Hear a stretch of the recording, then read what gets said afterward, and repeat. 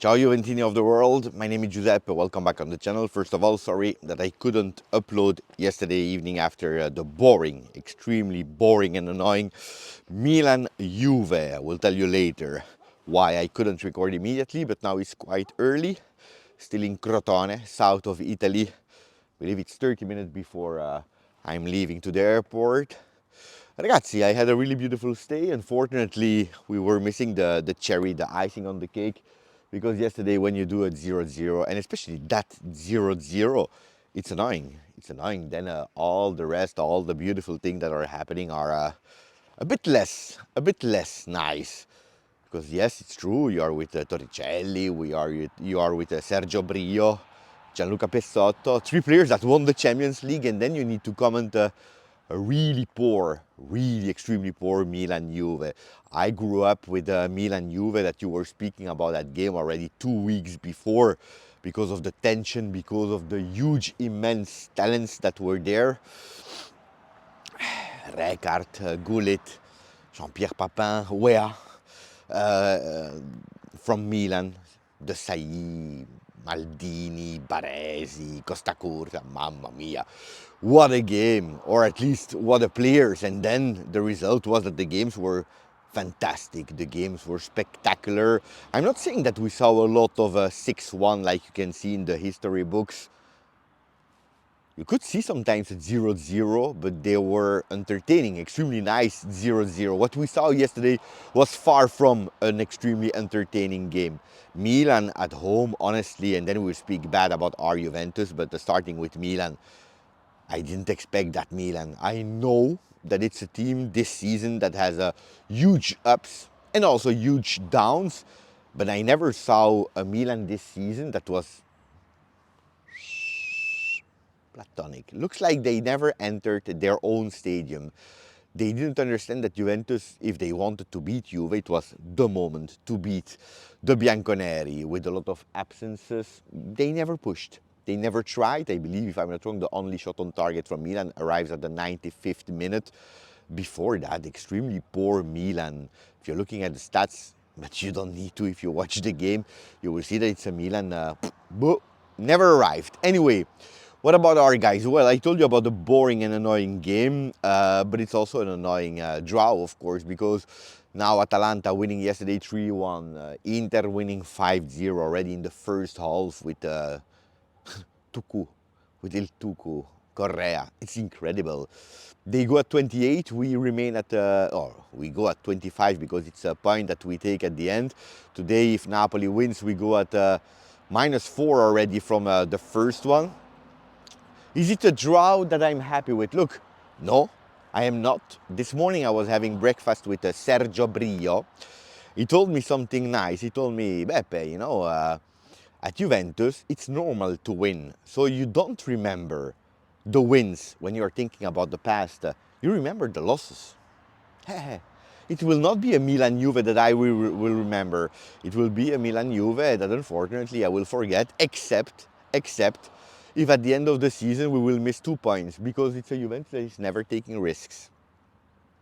Never taking risks, you can see it in two ways. You can see it in we never risk in the back because we are extremely solid, because we are structured, because we are organized, and then you are speaking about it in a positive way.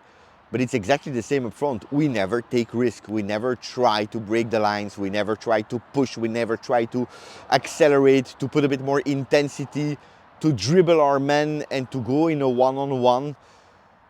And for a Juve that saw a Milan that was not playing, I think that taking a bit of risk would have been important, because winning yesterday, having the 3 points in that emergency state that we are in, because that's the reality with 7 players that are out at the moment, would have sent a big sign, not only to the ranking, because you would have been there with Inter and Atalanta at the moment, not only to Milan, dropping them behind, but also to the guys, to convince themselves that they can continue, that even if we have injuries, that we are a strong team. And yesterday we didn't play football, not one and not the other team. If you are speaking about the individuals, according to me, that was the game of Kefren. Thuram yesterday Mamma mia. You know, I spoke a lot about Manu Kone. I spoke about Fofana this season. Yesterday, I'm super happy that Thuram delivered a performance that is in line with the last performances, but he went a bit higher. He went a bit higher, telling me no regrets at all. Giuntoli and Co, they saw the player. They probably analyzed the three profiles and they took the best one of the three. Because yesterday, Thuram was literally everywhere. In defensive phase, in blocking, in intercepting, but also in being available. Yesterday you saw that he wanted to play Milan Juve. You saw that every single time he said, you know what, I'm free, give me the ball, I will take care of it. He was doing really well. Super happy about the performance of him. And then also another beautiful note, and probably we'll stop there with the beautiful notes, Nicolo Savona. When I was speaking with a lot of people this week about Nicolo Savona starting, a lot told me, Beppe, we are not really sure 100% because it's Leao, because Savona maybe will be a bit shaky there. You know what, pay attention, maybe it's better to put Gatti on the right side, and even if we play with Danilo center back, because Savona is good, but give him time and don't put too much pressure on him. It's true that Kvaratskhelia, well, Savona cancelled him. Yesterday he cancelled also Leao. He cancelled him totally. It's true that Leao was not at the peak of his form, but anyway, a beautiful solid performance for Nicolo, and I'm happy for the kid because that will give him conviction that he can play also against these big creative players that are playing with unpredictability. So bravo for these two, according to me, the best ones of Juve. Unfortunately, we have also the bad ones. Koopmeiners yesterday was the fade copy. Was not a real, it was not Teun. I don't know which Koopmeiners it was, but it was not Teun. Koopmeiners out of form. I'm not speaking about the position on the field, that's something else, but I'm speaking about a simple control that he was missing in offensive phase.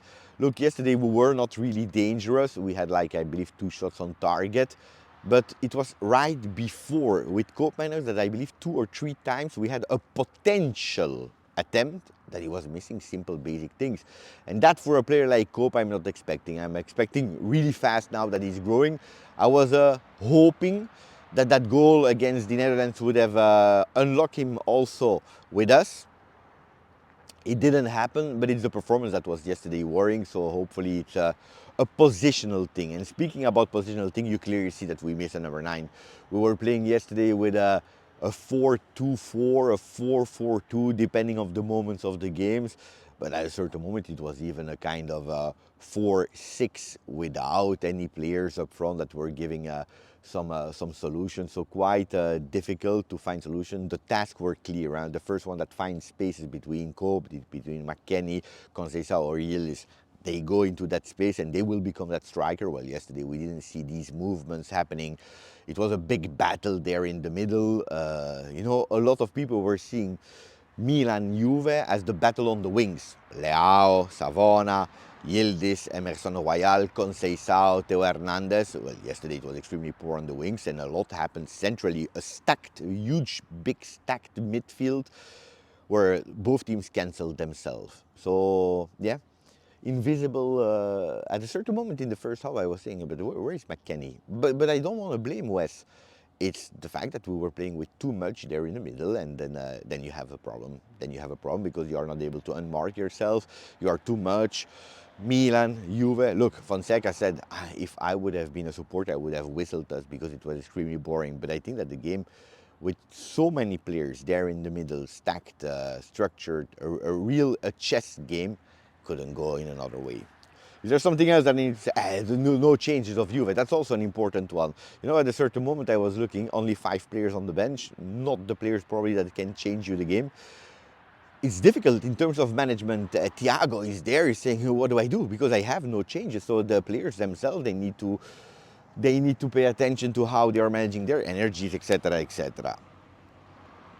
One thing that I appreciated a lot was Thiago inverting Gatti and Kalulu. Gatti played a bit more on the right side to give some support to Savona. That was a beautiful one, a really good one. And Kalulu played on the left. So we see also players that are flexible and versatile. Ragazzi, when I'm home, we will discuss a bit more. Now I'm here. I slept in the same hotel as Juventus Next Gen. I watched, or I saw some of them. Yesterday we spoke a bit, then I made an interview of 5 of them. I will explain everything when we are in Belgium. Now we will wish them good luck. Good luck. That's already, by the way, that's the car. They will go to play to Crotone. It's an important one, a super important game. So Forza Juve Next Gen. Dai, dai. Ciao.